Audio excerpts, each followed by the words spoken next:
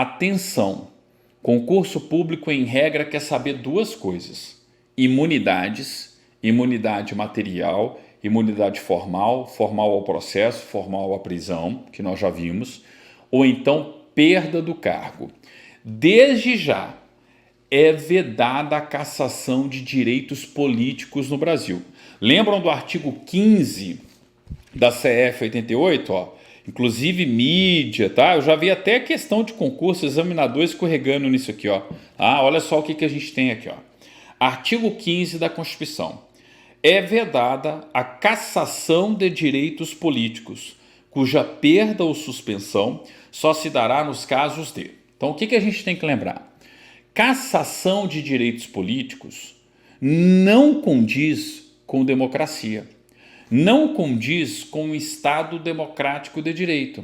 Por quê? Porque a cassação dos direitos políticos significa retirar direitos políticos de uma pessoa sem o devido processo legal. Lembrem-se do artigo 5º, inciso 54.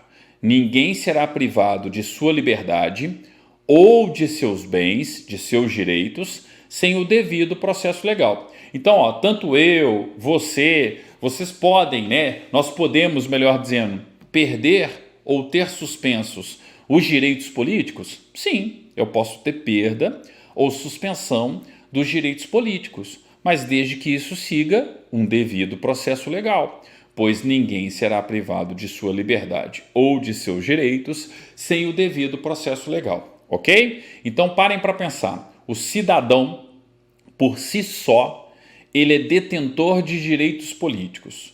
Aí um cidadão vira deputado estadual. Ele se candidata e se torna deputado estadual. O exercício do mandato, gente, não é uma consequência do exercício dos direitos políticos?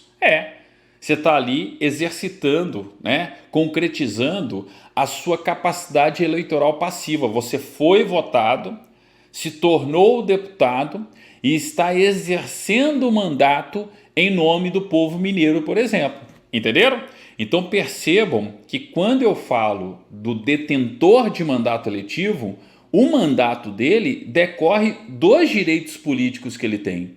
Decorre do fato dele ter se candidatado, ter exercitado a sua capacidade eleitoral passiva e ter sido eleito. E aí o que você tem que raciocinar? Ora, se está vedada a cassação de direitos políticos no Brasil, eu jamais posso usar a expressão cassação de mandato.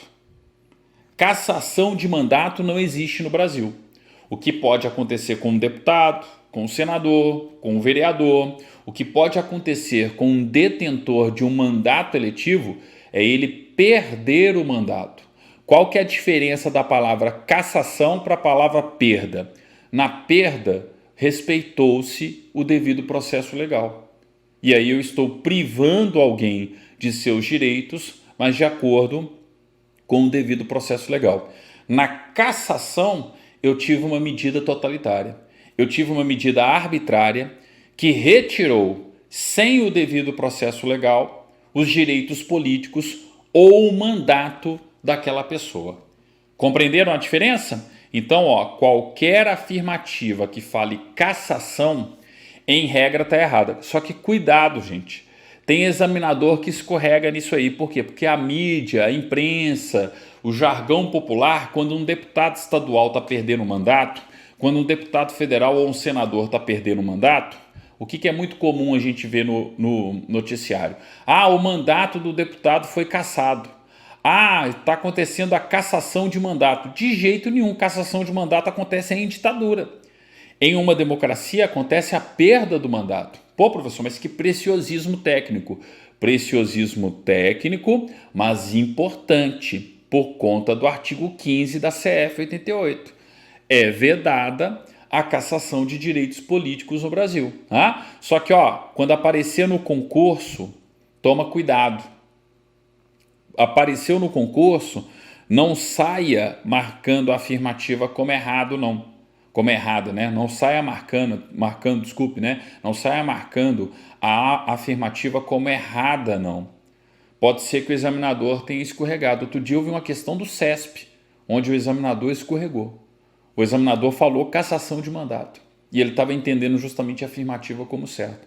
Ele não se ligou no artigo 15 da CF 88. Então, ó, faça a questão por eliminação. Beleza? Então tá aí o aviso para a gente começar desde já. Ó. Não existe cassação de mandato. Podem observar, tanto a Constituição Federal quanto a Constituição Estadual fala isso aqui, ó. Perderá o mandato o deputado. 1. Que infringir proibição estabelecida no artigo anterior. Então aquele, ó, que infringir qualquer das proibições do artigo 57 pode perder o mandato. A gente vai ver por quê. Cujo procedimento for declarado incompatível com o decoro parlamentar. Quebra do decoro parlamentar. Lembrando que aqui, ó, é uma possibilidade, ele pode ou não perder o mandato. Aqui é uma possibilidade, ele pode ou não perder o mandato, em razão da quebra do decoro parlamentar. Aqui, ó, ele vai perder o mandato. Por quê? Porque ele é um deputado infrequente, tomou bomba de frequência, não compareceu a mais de 1/3 das reuniões ordinárias da Assembleia. Perderá o mandato o deputado que deixar de comparecer em cada sessão legislativa a 1/3 parte das reuniões ordinárias, salvo licença ou omissão autorizada pela Assembleia Legislativa. Beleza? Então aqui, ó, ele vai acontecer simplesmente uma formalização, né, por parte da mesa, ok? Então cuidado com isso aí, ó. Então aqui ele vai. Beleza. Depois o que eu tenho aqui, ó? No 4, que perder os direitos políticos ou os estiver suspensos. Aqui também, ó, ele vai perder o mandato. Quando decretar a Justiça Eleitoral, aqui também ele vai perder o mandato, porque a Justiça Eleitoral decretou. Que sofrer condenação criminal com sentença transitada em julgado. Aqui ele pode perder o mandato, por incrível que pareça. É essa situação aqui, ó, que deixa aluno confuso. Eu posso ter a perda do mandato do deputado que sofrer condenação criminal em sentença transitada em julgado? Eu posso ter. Não necessariamente ela vai acontecer. Aí, gente, é aquele esqueminha, ó, que eu sempre faço, seja nas aulas da Constituição Federal ou de uma Constituição Estadual. Então, o que eu tenho que lembrar aqui? Ó? Perda, tá, do mandato.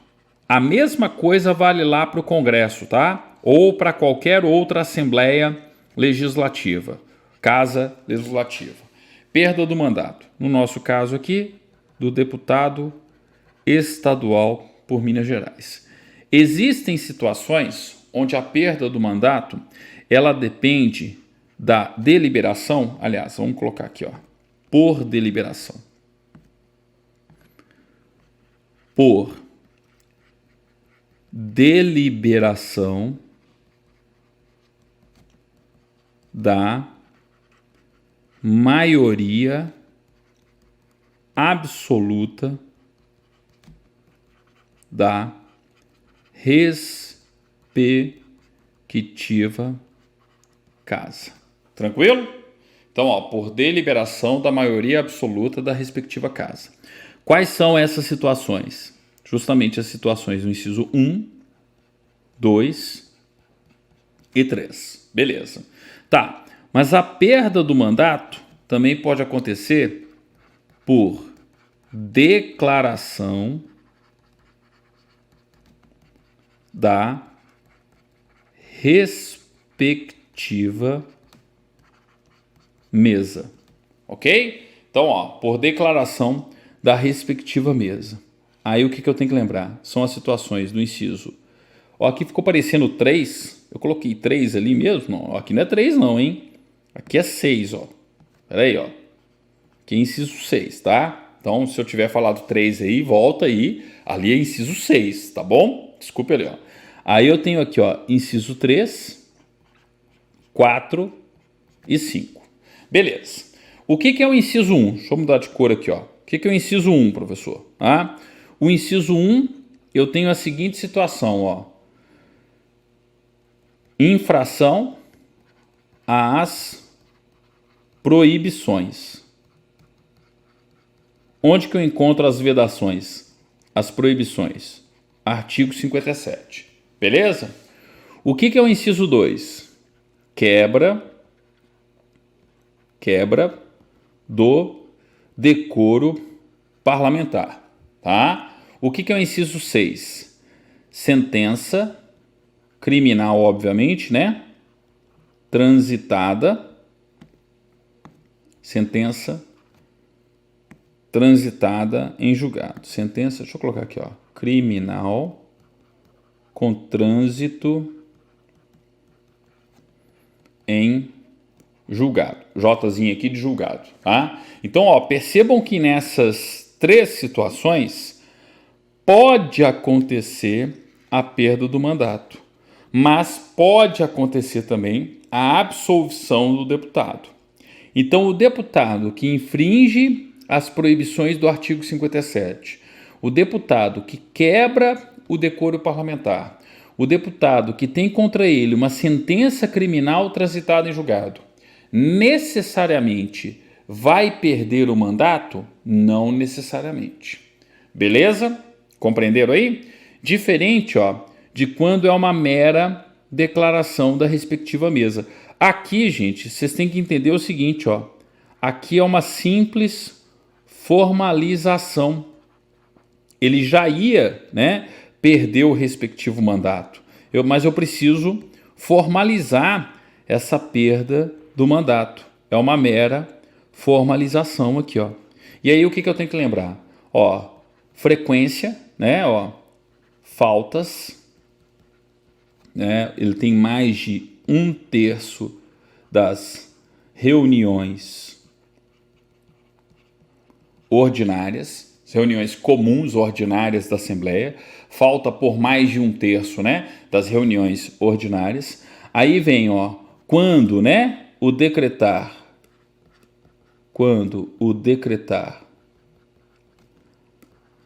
a justiça eleitoral, tá? E aqui, ó, só para voltar aqui, ó, no inciso, aliás, desculpa, eu inverti aqui, ó, o 4 é que perdeu os direitos políticos se eu tiver suspenso. Peraí, vamos voltar lá. Vamos fazer o esqueminha completo, certinho, né, ó. Aqui, ó, que tiver os direitos políticos, que tiver os direitos políticos perdidos ou suspensos, tá? Perda ou suspensão dos direitos políticos. E por fim, ó, no inciso 5 aqui, ó, agora sim, quando decretar a Justiça Eleitoral. A JE, Justiça Eleitoral. Aí, olha só, a confusão, ela vem exatamente aqui, ó. Em regra, quem é condenado com sentença judicial transitado em julgado tem a suspensão dos direitos políticos ou vai ter a decretação da perda do mandato pela Justiça Eleitoral. Sim, em regra, tá? Só que no fundo, quando a gente vai estudar a legislação por completa, junto à Constituição, junto com o direito eleitoral, tá? Existem situações onde a condenação judicial transitada em julgado não importa em suspensão dos direitos políticos e não importaria também em uma decretação por parte da Justiça Eleitoral. Entenderam? Então, qual que foi a interpretação dada pelo Supremo Tribunal Federal? Nos casos em que não houver suspensão dos direitos políticos por sentença judicial transitada em julgado, nos casos que não houver decretação, né, da perda do mandato por parte da Justiça Eleitoral, a Casa Legislativa respectiva vai decidir se fulano, se Beltrana continua deputado ou não. Então eu posso ter um deputado estadual preso no regime semiaberto, por exemplo, de modo que ele trabalhe durante o dia na Assembleia e seja recolhido ao sistema penitenciário à noite? Posso, porque pode ser que a casa respectiva, a Assembleia, decida pela não perda do mandato. É difícil acontecer? É, mas já aconteceu, tá? Nós já tivemos esse tipo de situação, por exemplo, na Câmara dos Deputados, com um deputado federal preso no regime semiaberto, trabalhando como deputado federal durante o dia e sendo recolhido a papuda durante a noite, ok? Então, ó, pode acontecer. O importante é vocês perceberem que, numa situação, eu dependo da maioria absoluta da respectiva casa. Em outra situação, é simplesmente uma formalização da mesa. É isso que a banca quer saber, gente. A banca quer saber isso aqui, ó. Quais são os casos de maioria absoluta? Os casos de maioria absoluta, inciso 1, 2 e 6. Quais são os casos de mera formalização, uma declaração da mesa? 3, 4 e 5. Tranquilo? Não erre isso aí. Onde que eu tenho isso, professor? Nos parágrafos, ó. Olha só os parágrafos aqui do artigo 58. É incompatível com o decoro parlamentar, além dos casos definidos no regimento interno, o abuso de prerrogativa assegurada a deputado ou a percepção de vantagem indevida. Então, ó, o que caracteriza quebra de decoro? Aqui vale a pena marcar também, né? Deixa eu mudar a cor aqui, ó, para chamar bastante atenção, né? O que caracteriza aqui, ó, quebra de decoro parlamentar? Ora, abuso das prerrogativas asseguradas ao deputado. Então, na reunião de condomínio do deputado, o deputado abusou das suas prerrogativas, da sua imunidade material, por exemplo. Ele quebrou o decoro parlamentar, ok? Abuso das prerrogativas, das imunidades, acarreta quebra de decoro parlamentar. É incompatível com o decoro parlamentar. Isso aqui é a mesma coisa, né? Que quebra do decoro parlamentar. E além disso, ó, a percepção de vantagem indevida. O que significa a percepção de vantagem indevida, por exemplo? Ó, receber verba, né, com a condição de votar a favor de XYZ. É a percepção de uma vantagem indevida. Sempre foi exemplo, inclusive, ó, mensalão, tá? Então, ó, mensalão entra aqui, ó, como exemplo de percepção de vantagem indevida. Mensalão. Opa, mensalão aqui, ó. Trato, né? Receber trator, enfim, né? Outras situações aí mais modernas, vamos dizer assim, tá? Que estão acontecendo, infelizmente, mais uma vez. Então tá aí, ó. Quebra do decoro parlamentar. Pode perder o mandato? Pode perder o mandato. Vai depender da maioria absoluta da respectiva casa, tá? Lembrando que quebra do decoro, ó, sempre depende da maioria absoluta da respectiva casa. Ok. Parágrafo 2º. Nos casos do inciso 1, 2 e 6, a perda do mandato será decidida pela Assembleia Legislativa, pelo voto da maioria de seus membros, por provocação da mesa ou de partido político representado na Assembleia Legislativa, assegurado ampla defesa. Justamente aquela situação que a gente viu, ó, são as situações que dependem da maioria absoluta, ó, maioria dos membros da Assembleia. Quem que pode provocar? A mesa ou partido político presente na LMG. No parágrafo 3º, ó, é a declaração, ó, inciso 3, 4 e 5. Nos casos dos incisos 3, 4 e 5, falta ali em razão da frequência, né? Suspensão ou perda dos direitos políticos, decretação da justiça eleitoral, a perda será declarada pela mesa da Assembleia de ofício, ó, de ofício ou por provocação de qualquer de seus membros ou de partido político representado na Assembleia Legislativa. Beleza? Não errem isso aqui, ó, é o esqueminha. O esqueminha está aqui, ó. Aqui é o parágrafo 2º e aqui é o parágrafo 3º. Beleza? Beleza, professor. Bola para frente. Parágrafo 4º, ó. É outro ponto também que quando cai, o pessoal faz confusão, ó. A renúncia de parlamentar submetido a processo que vise ou possa levar à perda do mandato, nos termos desse artigo, terá seus efeitos suspensos, até as deliberações finais de que tratam o parágrafo 2º e 3º. Então, olha só, o que eu tenho que lembrar aqui, ó? Imaginem o deputado federal X, aliás, deputado estadual. Então, vou colocar aqui, ó. Eu tenho o deputado estadual X, beleza? O que acontece? Existe contra ele uma acusação de quebra de decoro parlamentar. Então, aconteceu a quebra do decoro parlamentar. Se aconteceu a quebra do decoro parlamentar, ele pode ou não perder o mandato. Vai começar um processo disciplinar contra ele, onde, gente? Na chamada Comissão de Ética. Toda casa legislativa tem uma comissão de ética e disciplina. A partir do momento aqui, ó, que começa o processo na comissão de ética, não adianta mais ele renunciar ao respectivo mandato. Por quê? Porque se ele renuncia iniciado o processo na comissão de ética, a renúncia fica suspensa. Porque vocês têm que lembrar o seguinte, ó, da comissão de ética vai para o plenário. E o plenário vai decidir se condena por maioria absoluta, decretando ali, né, a respectiva perda do mandato, ou o plenário vai decidir se não condena. Se eu tenho, né, uma absolvição, ó, se absolve aqui, ó, vai decidir se absolve ou não aquele respectivo deputado. Então, ó, imagina o seguinte, eu sou o deputado, estou sendo acusado de quebrar o decoro parlamentar, e aí começa contra a minha pessoa um processo na Comissão de Ética da Assembleia.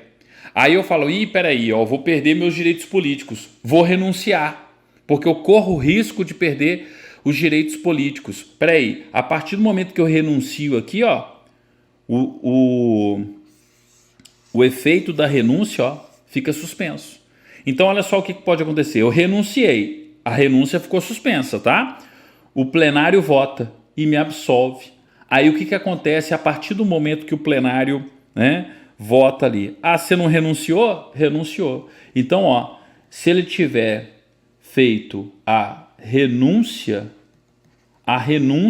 que ele fez aqui, ó, durante esse período, a partir do momento que começou na comissão de ética, ela opera seus efeitos. Ou seja, vale a pena renunciar? Não vale. Se você quer renunciar, renuncia antes de começar o processo na comissão de ética. Tá, professor, mas por que o deputado vai fazer esse cálculo político? Por que ele vai fazer esse raciocínio?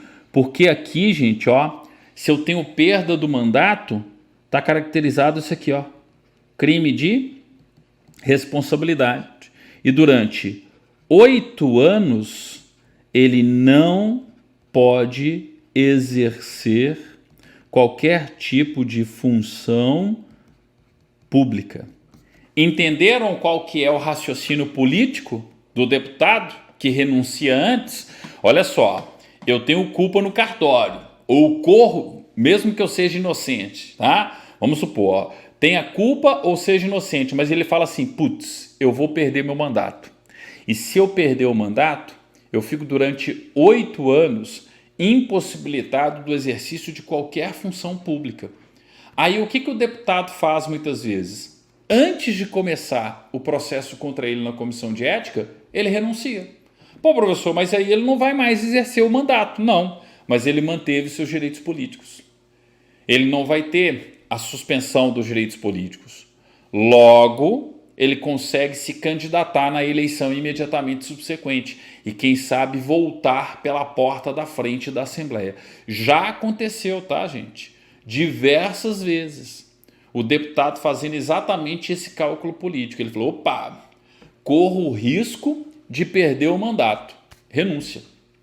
Sai pela porta do fundo da Assembleia Legislativa, tá? Agora vem a eleição, se candidata, é eleito e não mais reeleito, né? e volta pela porta da frente da Assembleia Legislativa, tá? O mesmo vale lá para o Congresso Nacional. Compreenderam isso aí, ó? Compreenderam o parágrafo 4º? A redação, ela é um pouquinho truncada, né? Mas é tranquila, ó. A renúncia de parlamentar submetida a processo que vise ou possa levar à perda do mandato, nos termos desse artigo, terá seus efeitos suspensos até as deliberações finais de que tratam os parágrafos 2º e 3º. Não errem isso, ainda mais em concurso da Assembleia, hein? Beleza, vamos lá, ó. Outro ponto também comum, se bem que, como eu já disse para vocês, o que mais cai é imunidade e perda de mandato. Mas vamos lá, 59. Não perderá o mandato o deputado: 1.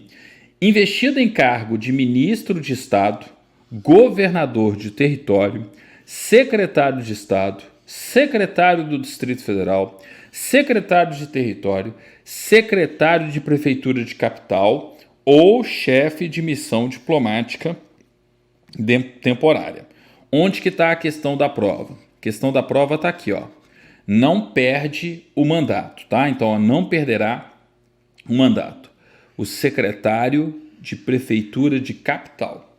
Beleza? Ministro de Estado, todo mundo lembra. Sempre tem, porque aqui eu posso levar também para a Constituição Federal, né? Sempre tem um deputado federal, um senador, que vai virar, por exemplo, um ministro. Não tem? E aí é o seguinte, esse deputado, esse senador que vira ministro, perde o mandato como deputado, como senador? Não. Sempre tem um deputado estadual que vai virar secretário de Estado.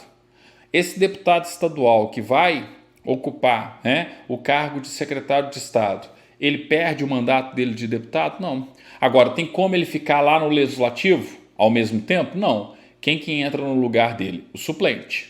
Beleza? Então, o suplente vai substituí-lo enquanto ele estiver no exercício do Poder Executivo, do seu cargo no Poder Executivo. Beleza? Beleza. Só que o concurso, ele quer saber daquela situação mais inusitada. Qual que é a situação inusitada? Quando eu tenho, por exemplo, um deputado estadual sendo chamado para ser secretário em um município.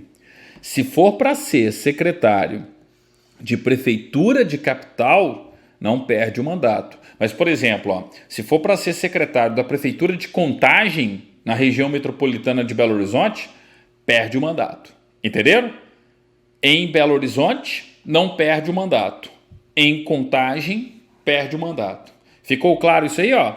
Não perderá o mandato o deputado investido em cargo de ministro de Estado, governador de território, pode acontecer, secretário de Estado, secretário do Distrito Federal, secretário de território, secretário de prefeitura de capital ou chefe de missão diplomática temporária. Tem um deputado mineiro chefiando uma missão diplomática em nome de Minas Gerais lá na China. Pode acontecer? Pode. Esse deputado que está chefiando a missão diplomática temporária perde o mandato? Não perde. Então, ó, eu não vou perder o mandato se eu for chefe de missão diplomática de caráter temporário, tá? Professor, eu sou deputado federal e eu quero virar embaixador do Brasil em Washington. Não que isso foi cogitado recentemente, tá? Mas imagine o seguinte, eu sou deputado federal, eu já fritei hambúrguer, eu falo inglês, mal e porcamente, mas falo, tá? E aí eu falo, não, eu tenho todas as qualificações e credenciais para ser embaixador do Brasil em Washington. Nada mais, nada menos do que em Washington, tá? Aí, resultado, eu consigo ser deputado federal e embaixador em Washington ao mesmo tempo? Não. Porque ser embaixador é ser chefe de missão diplomática de caráter permanente. Ser embaixador em Washington é ser chefe de missão diplomática de caráter permanente. Compreenderam? O que vale para o Congresso Nacional, vale para a Assembleia Legislativa. Da mesma forma que um deputado federal não pode assumir permanentemente, tá, uma chefia diplomática, um deputado estadual não pode assumir permanentemente uma chefia diplomática. Se ele assumir, ele deixa de ser deputado estadual. O mesmo acontece com o deputado federal ou com o senador. Ficou claro aí? Ficou, né? Recentemente nós tivemos aí essa discussão. Tá? Bem, 2. Licenciado, ó, não perderá o mandato o deputado licenciado por motivo de doença ou para tratar sem remuneração de interesse particular, desde que, neste caso, o afastamento não ultrapasse 120 dias por sessão legislativa. Aqui, gente, ó, é sempre a mesma coisa, tá? Eu tenho que lembrar isso aqui, ó. Licença. Existem 2 tipos de licença aqui, ó. Eu tenho a licença para tratamento de saúde. Licença por doença, né? Ela tem prazo? Não tem prazo, tá? Não há prazo. Não há prazo na Constituição, tá? É claro que o regimento interno vai fixar um prazo, mas você pode renovar. O que eu quero dizer é o seguinte: a Constituição estadual, assim como a Constituição federal, não fixa um prazo, tá, máximo para essa licença. Então, ó, não há prazo na CE, na Constituição estadual, beleza? Lá no regimento interno vai ter. Só que tem também, gente, a licença para tratar de interesses particulares, né? Ou seja, a famosa LIP. E é justamente aqui, ó, a LIP, deixa eu passar aqui para cima, ó, que vocês têm que ter cuidado, tá? Falei da LIP aqui, ó, a LIP, ela tem prazo máximo. Qual que é o prazo máximo da licença para tratar de interesses particulares? O prazo máximo para licença, né, para tratar de interesses particulares é justamente 120 dias, tá? Então, ó, licença para tratamento de saúde, é 120 dias o prazo máximo? Não. A LIP que tem o prazo máximo de 120 dias. E outro detalhe muito importante da LIP que a gente tem que lembrar sempre, é sempre cobrado em concursos públicos. Ela é com remuneração ou sem remuneração? Sem remuneração. Tranquilo? Então, ó, não perderá o mandato o deputado, eu já ia falar deputado ou senador de novo, de tão viciado que eu tô na Constituição Federal. Mas enfim, não perderá o mandato o deputado licenciado por motivo de doença ou para tratar sem remuneração de interesse particular, desde que neste caso, no caso da LIP, tá, o afastamento não ultrapasse 120 dias por sessão legislativa. Tá? Bastante atenção, bastante cuidado com isso aí, ó. No concurso da Assembleia, acho que foi no concurso de 2008, inclusive, ou foi de 2012? 2011, 2012, agora não lembro. Mas enfim, 2008, se eu não me engano. A gente teve uma questão justamente abordando isso, abordando se a licença para tratamento de saúde tinha o prazo máximo de 120 dias. Não, o prazo máximo de 120 dias é para a LIP, é para a licença para tratar de interesses particulares. Tranquilo? Beleza. Bola para frente aqui para a gente continuar o artigo 59, que ele ainda tem uma questão bem importante, tá? Mas vamos lá, ó. O suplente será convocado nos casos de vaga. O deputado morreu, o deputado renunciou, o deputado perdeu o mandato. Vaga, chama o suplente, tá? De investidura em cargo mencionado nesse artigo, ó, lembrar que aqui, ó, no caso de vaga, a substituição pelo suplente, gente, ela vai ser definitiva, obviamente. E no caso de investidura nos cargos mencionados no artigo, ministro, secretário, tá? Secretário de Estado, Distrito Federal, de Território e Prefeitura de Capital, governador de território, enfim, né? No caso de investidura, o suplente ele é convocado de forma provisória. Ou, aqui que vem a questão importante também, ó, de licença superior a 120 dias, vedada a sua posse em períodos de recesso excetuando-se a hipótese de convocação extraordinária da Assembleia Legislativa, caso em que a posse poderá ocorrer a partir do primeiro dia da sessão extraordinária. Aí é mais regimental da Assembleia do que qualquer outra coisa, tá? Mas enfim, se a Assembleia está de recesso, ele não toma posse, a não ser que ocorra a convocação extraordinária. Na hora que a Assembleia voltar, ele toma posse. Mas enfim, o importante é isso aqui, ó. Eu convoco o suplente. No caso de vaga, convocação definitiva, ou investidura, convocação provisória. Ou ainda, ó, de licença superior a 120 dias. Então, atenção, ó. Qual é a licença que acarreta a convocação de suplente? Então, ó, licenças. Ó, já vimos aqui, ó, que eu tenho a licença para tratamento de saúde, a licença doença, e nós temos a LIP, a licença para tratar de assuntos particulares. Só que o que vocês já viram? Ela tem um prazo máximo de 120 dias. Eu só posso convocar suplente se a ausência do deputado em razão da licença for superior a 120 dias. Logo, na LIP não existe convocação de suplente. Entenderam? Gente, uma questão lógica, natural, ó. Na licença para tratar de interesses particulares, não existe convocação de suplente. Por quê? Porque o prazo máximo dela é de 120 dias.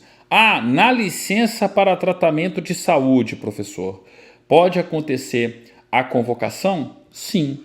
Tá? Então, ó, eu tenho convocação do suplente quando for superior a 120 dias, né? Quando a licença, ó, for superior a 120 dias. Entenderam? Então, cuidado aí com o parágrafo 1º, tá? Ele já foi objeto de questão, se eu não me engano, foi nesse concurso de 2008 mesmo, da Assembleia Legislativa. Eles perguntaram exatamente isso, né?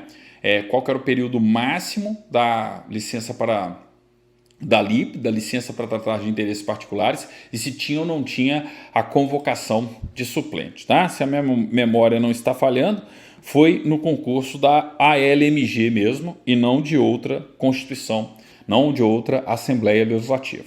Bem, parágrafo 2º. Se ocorrer vaga e não houver suplente, far-se-á eleição para preenchê-la se faltarem mais de 15 meses para o término do mandato. Podem marcar, ó. É a principal questão aqui, ó, do artigo. Eu posso ter uma eleição extemporânea para deputado estadual? Sim. Lembrem-se, gente, que a eleição, ó, o sistema de eleição de um deputado é o sistema proporcional. Eu já expliquei isso para vocês, ó. Quando você vai para uma eleição proporcional, você vota lá no número do deputado. O número do deputado é assim, ó, XX, né? ZZ. Então você tem 4 números ali para deputado. Aliás, acho que deputado estadual são 5, tá? Justamente para diferenciar do deputado federal. É isso mesmo, ó. Pelo que eu lembro, deputado estadual são 5 números. E deputado federal é que são 4, tá? Mas enfim, o importante aqui é vocês entenderem. Ó, primeiro você vota no partido, para depois votar no seu respectivo deputado. Logo, o partido sempre vai ter uma lista daqueles que foram os mais votados pelo partido. Então aqui, ó, eu tenho o partido X, tá? E aí a lista dos mais votados pelo partido X naquela eleição. Ah, o partido X, ele conquistou, gente, sei lá, 5 cadeiras na Assembleia Legislativa. Significa que ele alcançou pelo menos 5 vezes o chamado quociente eleitoral, né?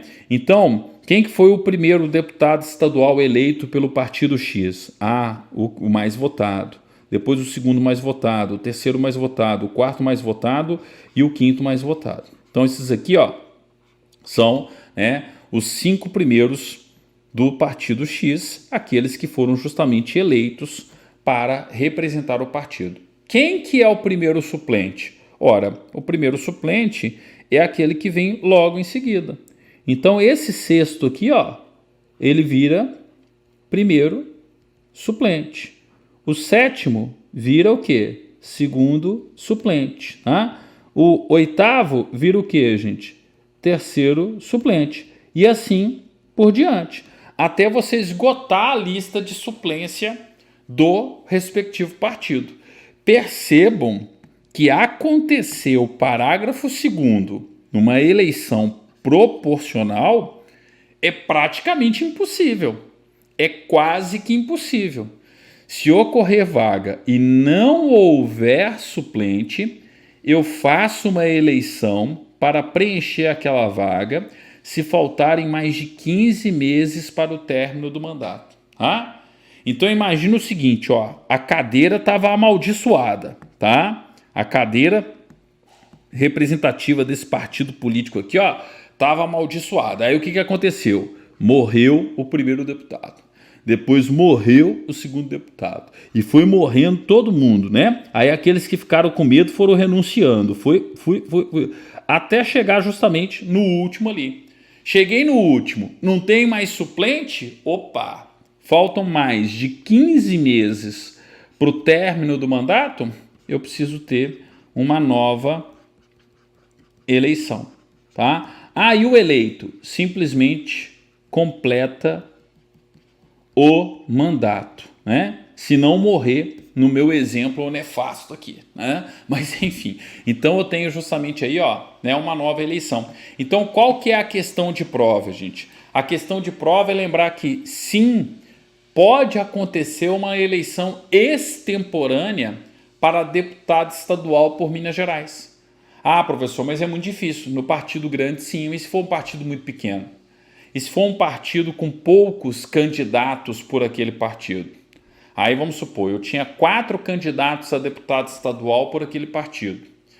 2 foram eleitos, os outros 2 viraram suplentes. Primeiro e segundo suplente. Um virou secretário, convoca o primeiro suplente. Tá? Aí o outro morreu. Opa, o primeiro suplente assume a condição de vaga, tá? E aí, naturalmente, o outro suplente vai para a Assembleia Legislativa. Aí você tá lá, ó, já está sem suplente. Se alguém morrer ou renunciar, você tem que fazer a eleição. Mas você tem que fazer a eleição se faltarem mais de 15 meses para o término do mandato. Beleza? Fiquem de olho nisso aqui, ó.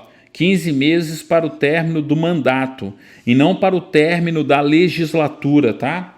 Não é para o término da legislatura. São 15 anos para o término do mandato. Se bem que vai coincidir, né? Vai coincidir com a legislatura. Eu quis dizer o seguinte, ó, não são 15 meses para o término do ano.